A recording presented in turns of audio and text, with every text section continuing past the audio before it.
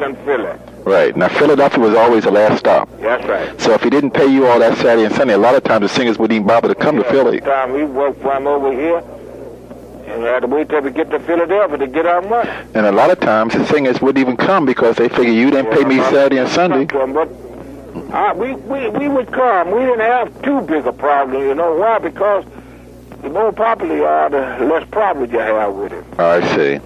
You see what I mean? Uh-huh. And I didn't have too much problem. I had trouble with running one time in Newark over at Law Garden. Uh-huh.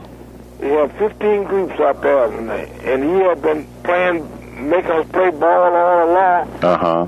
He had Law Garden full, and just that minute was waiting outside. He struck on it.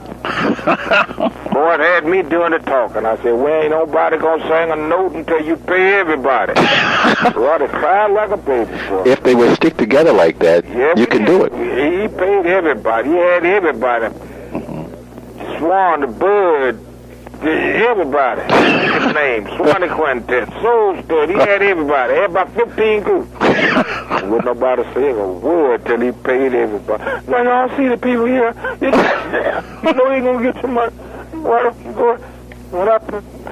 I pay you, as I pay you, please go sing. I said, no, Ronnie. Mm-hmm. I said, wait till you pay everybody. You ought to have it made out already. Man, we made it run. Man, he paid just about all of it. Then they started singing. Well, somebody need to teach him a lesson. We taught him one. We taught him, and I was in it. I was the spokesman. You had Joe Bostic up in New York. Huh? Joe Bostic. Do you remember him? Who? Joe Bostic. Oh, yeah. Uh-huh. Yeah. Did you ever appear at the Carnegie Hall? Oh, yeah. I appeared there 2 or 3 times. With the Swans or by yourself? No, I appeared there by myself. Mm-hmm. At Carnegie Hall. Let's see now, wait a minute. Carnegie Hall. I appeared there once with the group, then twice by myself. Mm-hmm. Now, such a great lineup. It was you, Lewis, and Paul Owens. 3 great lead singers in one group. Yeah. Paul is now with the Dixie Hummingbirds. Yeah, that's right. Mm-hmm. Lewis, of course, is now gone. Yeah. Mm-hmm. I was with you all, I guess, 3 years ago. You were down in Philadelphia at a college auditorium. Yeah, that's right. And that's in 92. It was just like old times, just watching you and Lewis up there. I didn't know the other gentlemen.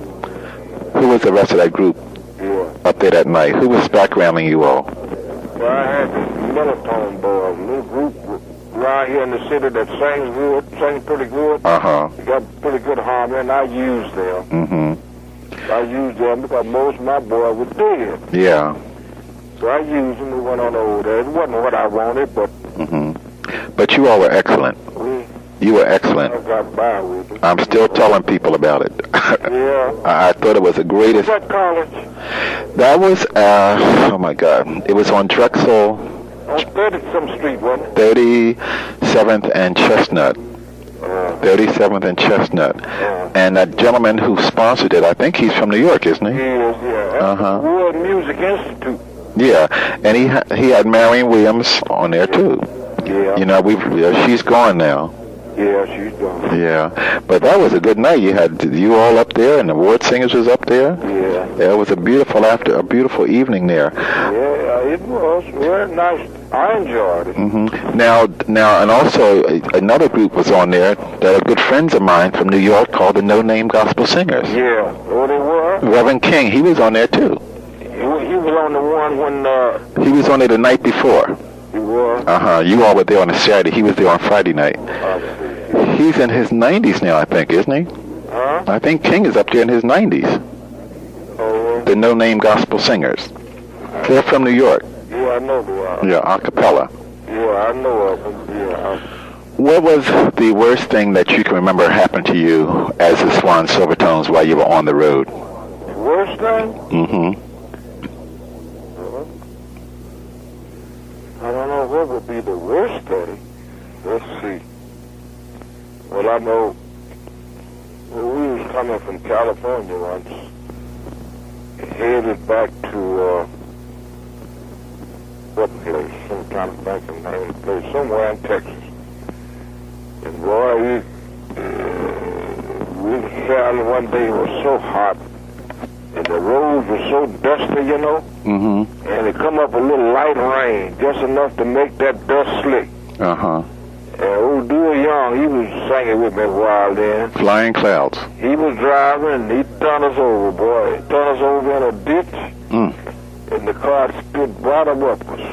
My God. All four wheels was up. And when we got out of there, boy, we couldn't drive the old car. And we had about 75 miles to go to get to where we was going. And we were standing on the road coming through the desert like nobody. Every once in a while a car come along.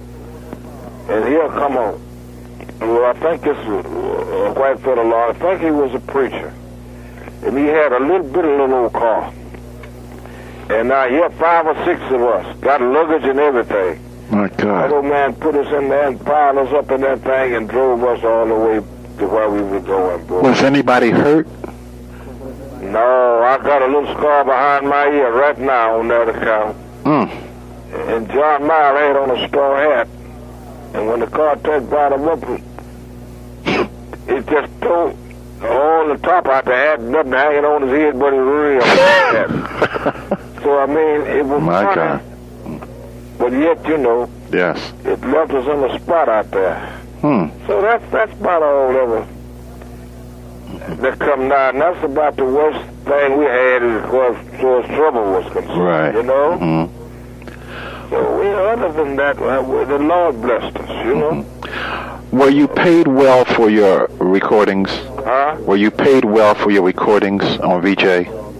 Did you get good royalty? See, VJ is the only record, only company that every time we cut, you know, whatever kind of money we'd ask for, they'd give it to us. Uh-huh. But, you see, people don't realize, if I ask them for $4,000 or $5,000 every time I cut an album, yeah, they gave you the money, but it wasn't paying you. What about specialty? Well, what I'm trying to tell you is it was an advancement. When your records has come out and they sold this, when they take their money back out of your royalty. All they advance you, they take it back out of your royalty. Right. Now when they get paid for all that they advance you, then you get your royalty checks. And I made more royalty money with VJ than I did with any of them. You know? But that's normal. Yeah. You know, that's normal business. Yeah. Did specialty pay you? Huh? Did specialty pay you? Specialty records? Who? Specialty. When you were on specialty. Didn't pay too much. No, specialty didn't pay too much. But I got bored now. Yeah. When did you finally leave the Swan Silvertones? What year was that? I just retired from the Swan in 69. 69. Yeah, that's when I told him, I said, boys, I'm going to rest up now. I need to rest some. I got a nerve. I couldn't hold a glass of water straight. Really? My nerves were shot. And I knew right then that I needed to rest. And I told them boys I wasn't going. But they didn't believe it. Man, this your group. You can't leave it, you know? I said, oh, well, I said, I'm going to leave it. I said, if I get better, I'll come back. I said, but right now I'm gone. And I left 5 or 6 of them there. I didn't leave them stranded. Right.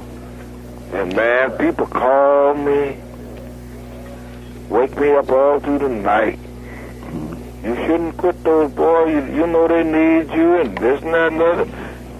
You can't do that. You need to be, they need you. You need to be there. And why did you quit them in the world? I say, you have to talk to my father about it. I say, I didn't quit on my own. I quit because it was necessary, and I had to. And people that didn't believe it. And them guys went along, man, after Lewis and John Miles was in charge. They went a lot of places, man. And told people I was just sick and couldn't travel no more. People give them all kind of money. You know? Right. I know that. Some of it I didn't get. But that was all right with me.